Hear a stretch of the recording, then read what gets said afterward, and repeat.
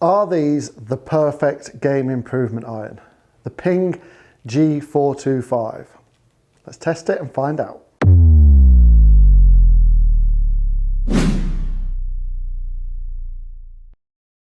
Hi everyone, I'm Lee Whitaker. I'm here at the Ashbury Golf Resort in Devon, and today I'm going to review and test the PING G425 iron.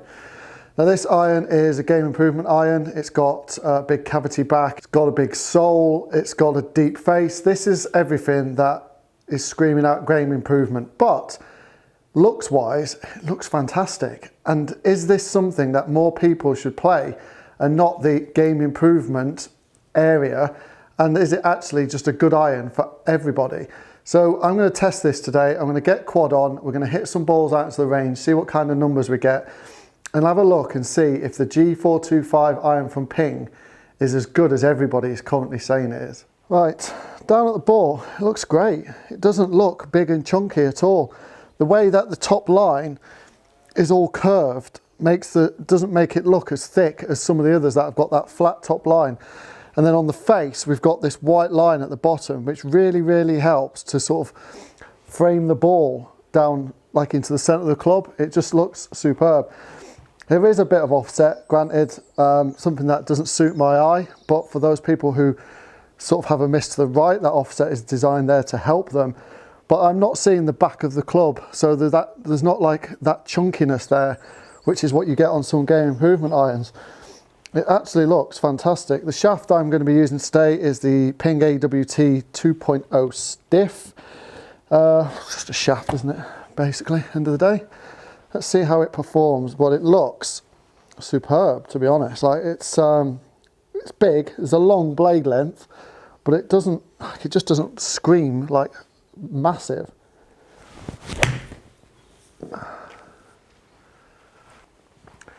And that was a I'm not really warmed up shot. Oh, God. Come on, Lee. Let's hit some balls. Oh, it sounds loud off the face. Yeah, it's got some noise. I didn't really think I got hold of that. And it's gone out there 194.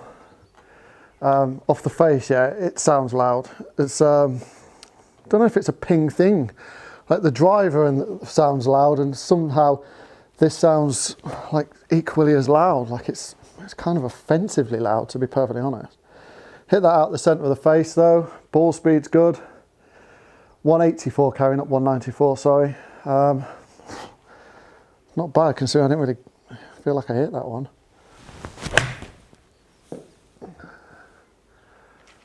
Struggling with the rights today. Again, like didn't feel like I hit it. But there was no spin on that whatsoever. 3-6 spin is pretty pants as far as spin goes. Now, I say it every video, but I have got a shoulder injury, so I am proper struggling with my shoulder and right elbow at the minute. I got hold of that one. Oh God, 196.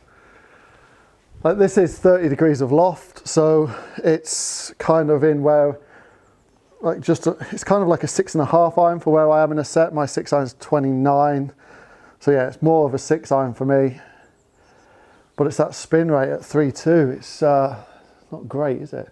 Which is why it's carrying 196 yards. Descent angle of 43, not ideal. You want that above 45. So I'm going to struggle to stop this on the green.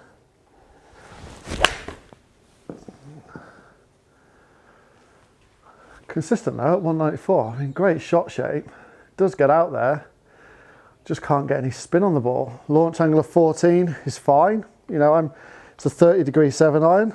I always work on the basis of 50% of the club's loft is what I'm looking for launch. So I'd be looking at 15 degrees, but for a 7 iron, I'd be wanting it nearer 20. Oh, it's so loud. That leaky right one is in the locker though. So even that launch angle's up at 17 and just struggling to get the spin up. But how easy are these to hit? Like, they are ridiculously easy to hit. I think I've hit the centre of the face nearly every time. That was a good strike. That was a great strike. 202. So the thing I'm liking about this, the spin is ridiculous. It's just too low. 3,700 spin. But because of the speed I can put into the ball, like club speed at 93, that descent angle is 45.5 degrees of descent. So it's not like a low bullet. It's not just sort of like straight out there. It's actually going in the air and coming in at a fairly decent descent angle considering the launch angle and the spin of it. So that's kind of a little bit of testament to the club. But I'd worry about stopping this on a green for me personally. That's another great strike. 3-4, like it's consistent, but it's consistently low. That's the problem. But feel-wise, it feels okay, to be honest. The noise is pretty loud, and I'm not using like range balls or cheap balls. They're proper like Q-Star Tour balls that I'm using here. So the clickiness it's loud, too loud for me. But looks and feel, actual feel, feels great, looks fantastic, just doesn't sound the best for me. Oh, I got that one as well. So I call that one a little bit thin, funnily enough low in the face, and then I've picked the spin up to 5,000, which I'd expect. But it still did well, carrying at 190. It's a great club, to be honest. It just feels and looks great. Ping do good irons. It's just for me, I can't get the spin up, but I can't get the spin up on anything at the minute. That's not the club's fault. That's the way I'm delivering the club.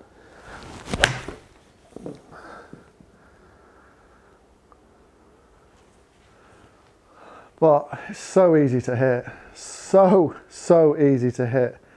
I'll have one more and then we'll have a look at those numbers.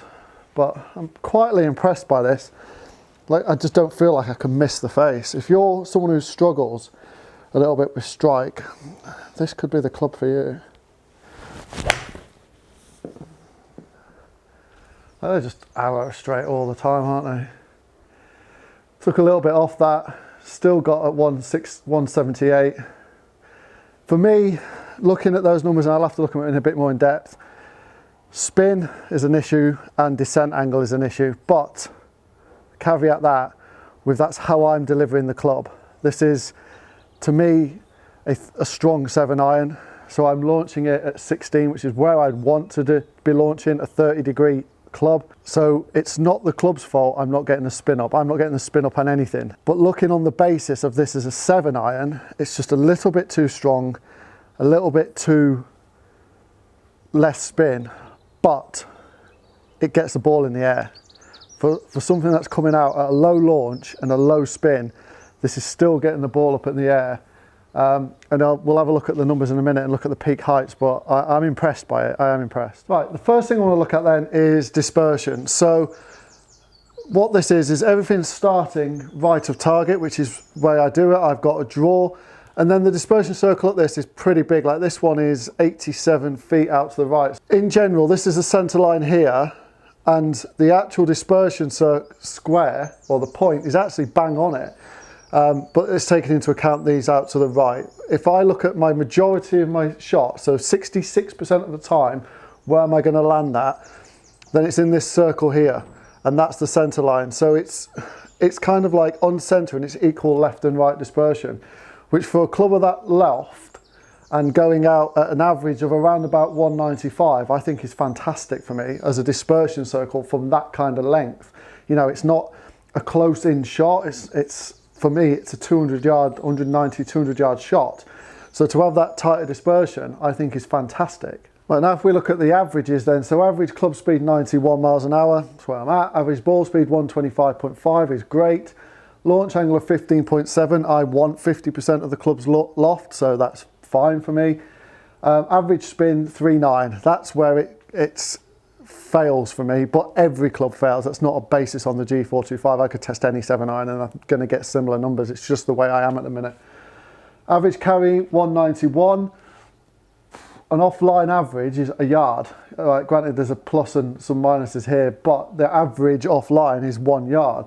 they're great numbers for me. They're great numbers for a 7-iron. 191 is probably where I send my current 7-iron, which is 33 degrees, just with a little bit higher and a little bit more spin.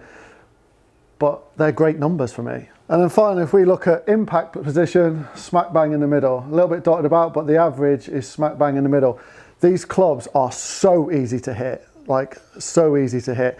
I'm really impressed with how much height they get, considering the little loft that I'm giving it and the little spin that I'm getting with it. Yes, that's because of my speed, but someone with a bit less speed and can produce a little bit more spin is still going to get that height. So kudos to those clubs at the moment for giving me that height and giving me that distance. Right then, so let's test the stopping power on the green. So I've loaded up a hole, Linfield National, the 12th, par 5, and I've got 193 yards into the pin, so this average 191. So we're going to see if we can hit the green and if it stops or just bounces through with the spin that we're getting. It's got to clear the water.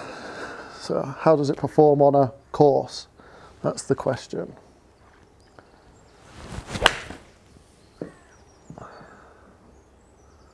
It's a great shot. It's on line. Is it going to stop there?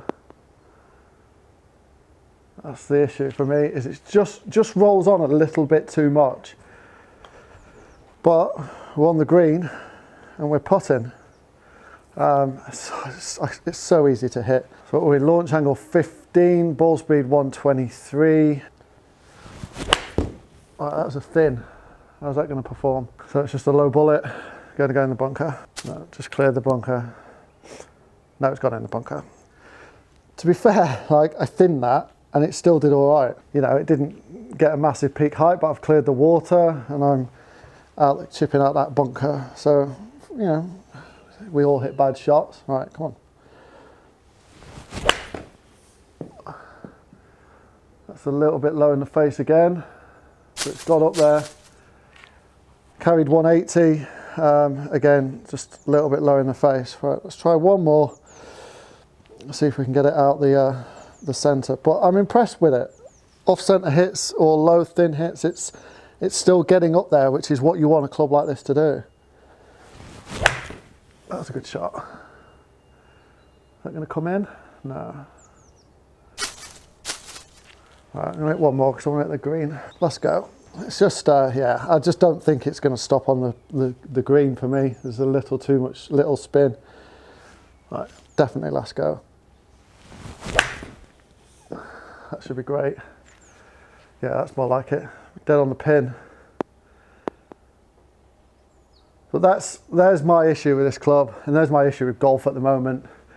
I've pitched the green, it's quite a hard green, and it's just rolled on probably another 10 yards past the pin. So for me, too little spin. That had 3,100 spin on it. Right, so conclusion about the G425 iron. I'm going to pay no attention to the spin because that is me. It's the way I'm presenting the club, and it's the loft I'm presenting. I'm struggling to produce spin with any club at the moment, so that's not a reflection on this. So, as a club itself, it sounds a bit loud, like it can sound a little bit offensively loud, but it feels really, really good. It feels great. It looks pretty classy. Let's be honest. It's not shouting out, it's not got bright colours, and it's something I like about the PING G425 woods is they're just subtle but classy, just black and silver. That's all it is. It's not trying to scream out and catch your eye with colours. These will sell well on performance, and performance-wise, they perform really good. Like I hit some low in the face there. You know, they're not going to get the full distance, but they still cleared that water on that hole. They still got up there a little bit, which is a bit of testament to the club in that, you know, a thin ball it still went up in the air. It wasn't like a low bullet. I could play these. I could quite happily play these because for game improvement irons, they aren't super thick. They're not super offensive to look at. You don't look at them and think, my God, like these are massive like some of the other clubs. I could happily play them, happily play these. I'd have to probably have an extra wedge, maybe stop at 5-iron, but I could happily play them. They are so easy to play with and so easy to hit. And they just perform fantastically. Anyway, I hope you've enjoyed that review, and if you're playing the G425 irons or looking to play them, comment down below and let me know how you're getting on with them. Is it something that a move you've made from another Ping iron? Do you think they're better than previous Ping irons that you've played? I'd love to hear your comments down below. Also, if you have liked this video, please give this video a like. It does help me get this out to more people, and it also lets me know that you're enjoying these reviews. And finally, if you're new to the channel or you have previously watched and not subscribed, please do hit that subscribe button down below. It's completely free to do, and it would be much appreciated. But for the time being, I'm going to leave that there, and I might take these out on course pretty soon. So, let me know in the comments if you want me to try these out on course with the other Ping clubs. But for the time being, I'm going to leave it there, and I'll see you all soon.